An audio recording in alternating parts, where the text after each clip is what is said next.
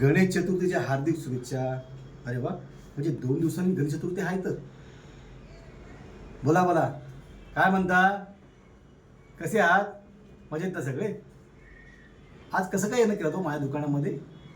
बरं बरं, राशन पुन्हा घ्यायला आलात आहे का हो? 3 दिवसापूर्वी राशन घेऊन गेला होतात, मग आता पुन्हा काय गरज बसली? बरं बरं, मुलीच्या लग्नाची पत्रिका द्यायला आलात. खूप खूप चांगली मुलगी आहे हो तुमची. मुलीचं लग्न, खर्च करता एवढा, वा, छान आहे. अहो मग माझी उधारी द्यायला तुमच्याकडे पैसे नाही. अहो फक्त केवळ 3,000 रुपये तर आहेत, ते देऊ शकत नाही.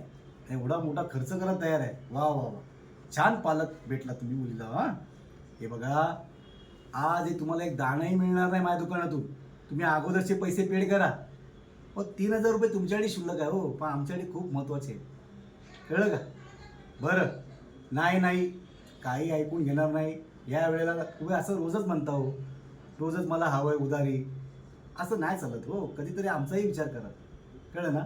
इथे का लिहिलं बघा पाठीवर, आज रोग कल उधार, आहे ना?